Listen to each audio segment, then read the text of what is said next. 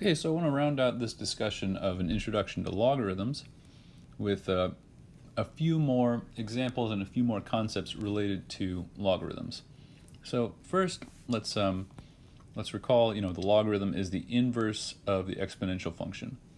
So, the big idea here is that if I have log base a of y equals x, then this means that a to the x equals y.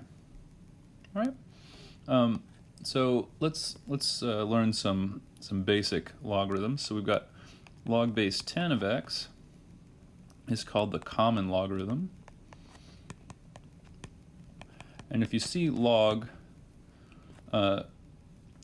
written like this, without a base, this, as far as the book is concerned, means common logarithm.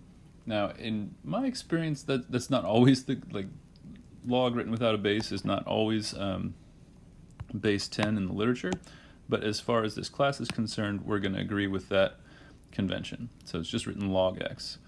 You might see lgx, which is typically log base 2, and this is just this happens a lot with computers and with other sort of advanced mathematics stuff. And then, of course, we mentioned before the natural logarithm ln of x, which is log base e of x. Okay, so let's do some things with this. So the doubling time is the length of time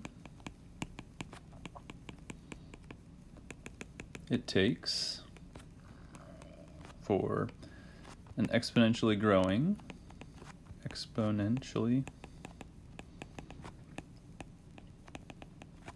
quantity to double. The half-life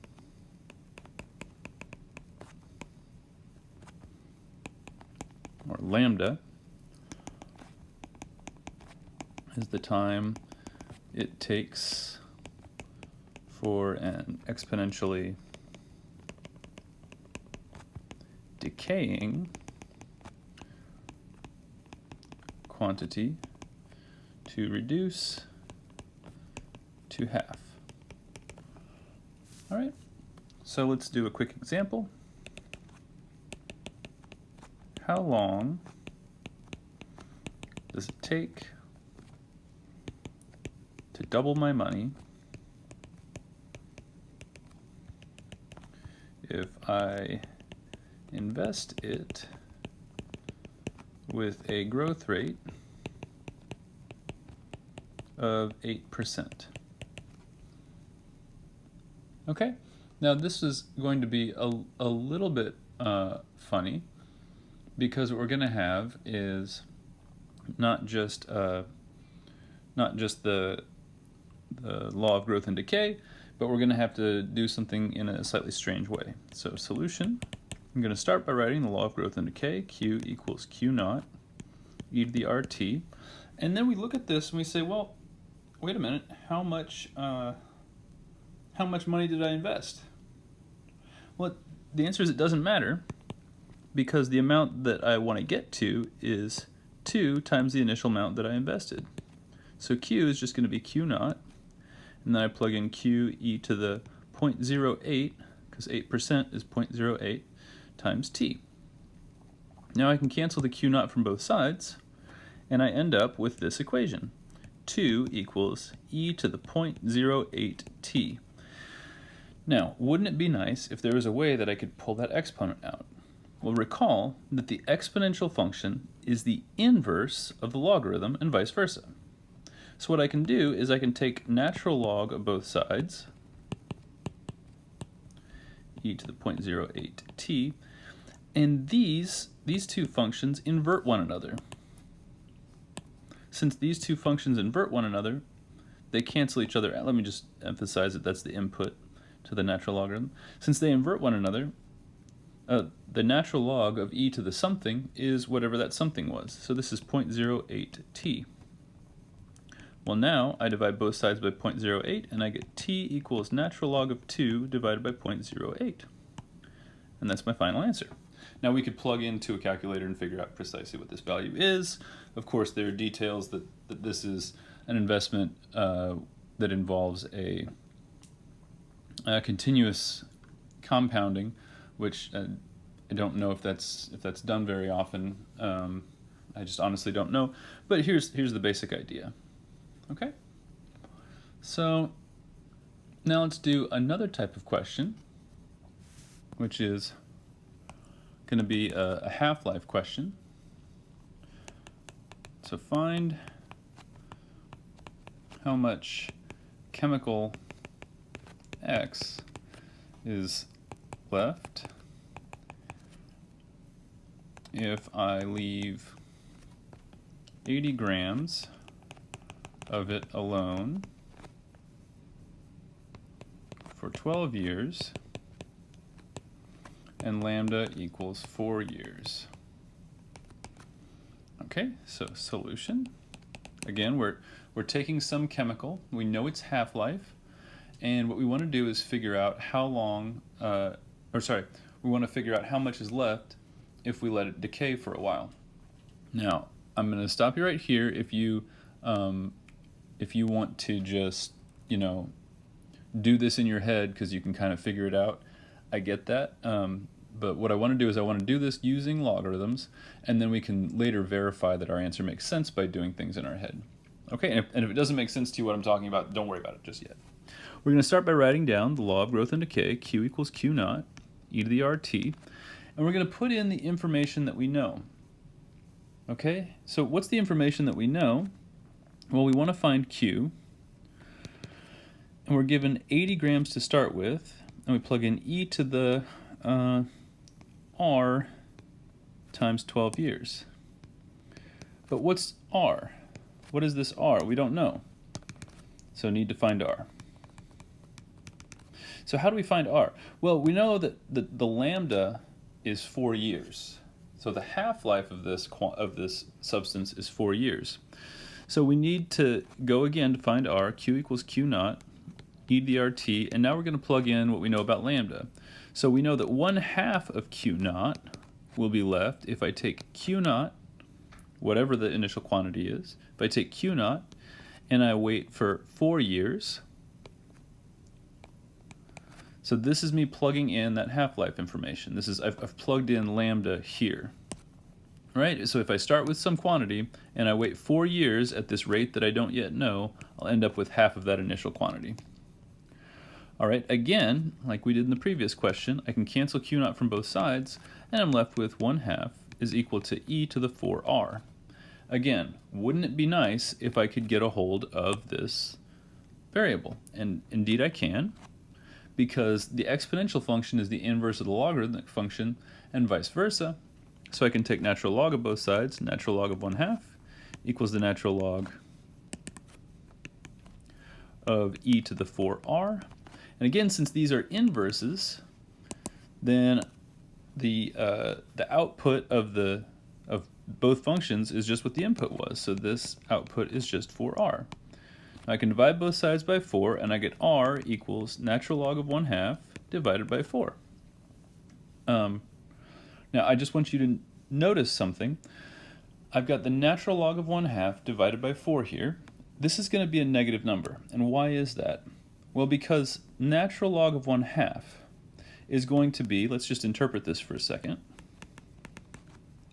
Natural log of 1/2 is equal to some number x, so that e to the x equals 1/2. I don't know exactly what this number is. We could type it into a calculator and get it out. But since e is equal to 2.7 something something something, how do I get a number that is less than e? Well, I don't need to know exactly what that number is, but I do know that it's going to be a negative number. And right now, some of you are saying, wait a minute, isn't there something like we can never get negative by raising things to a power? That's correct. When we raise a real number to a real power, we're never going to get negative. But here, remember, this x is the exponent. It's okay for the exponent to be negative. Now, the corresponding way to interpret this fact is that we can never have a negative input for a natural logarithm. But if a natural log, or for any logarithm, but if a logarithm has a small enough number in, its output could be negative. Okay, so we do have a negative rate, which we would expect because this process is decaying, right? It has a half-life.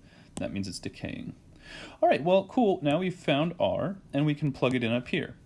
So we can finish with Q equals 80 times e to the, now R is natural log of 1/2 over 4, and I'm multiplying it by 12. All right? Now you can actually, you could actually stop here at 80 e to the 3 natural log 1/2 if you wanted to. I would let you stop here, but I am going to go a little bit further because we can interpret this. Okay, we can figure this out. So what I have is e to the 3 natural log of 1/2. So I can, so you can stop here, but what I could do is I could go a little bit further, and I can write this as 80 e to the natural log of 1/2 cubed. I'm not breaking any rules. And e and natural log, again, these are inverse functions, which means I can write this as 80 times 1/2 cubed, which is 80 times 1/8, or 10. So our final answer is actually 10 grams. And you could have noticed that the final answer is going to be 10 grams because every 4 years it cuts in half, so it's going to cut in half 3 times. So we start with 80, it cuts in half after the first 4 years to 40, after the next 4 years it cuts in half to 20, and after the third 4 years, when we round out our 12th year, we get down to 10 grams. Now again, I'm not going to make a big deal out of this. This is what I want to see in the class. I just wanted you to see that this does make sense and this does line up with our intuition. One other question that I seem to have forgotten in the exponential section because it's just in a different spot in my notes. So this is a quick exponential question. Find the zeros of f of x, which is equal to 3 e to the negative x plus x e to the negative x. And this is just a quick one. It looks a little funny, but this is a quick one. We can factor out an e to the negative x. So f of x is 3 e to the negative x plus x e to the negative x. And when we factor out that e to the negative x, I end up with 3 plus x here. Well, I know that this part right here, this can never be negative. It's or 0 or negative. It's always a strictly positive quantity, which means the only possible 0 is this. So the only possible root is going to be when 3 plus x equals 0, as e to the minus x is never equal to 0. And when does this happen? This happens when x equals negative 3, and that is our final answer. So this one more fit into this would have really fit better into a couple of videos ago, but it was just in a different spot in my notes, so here it is. Best of luck.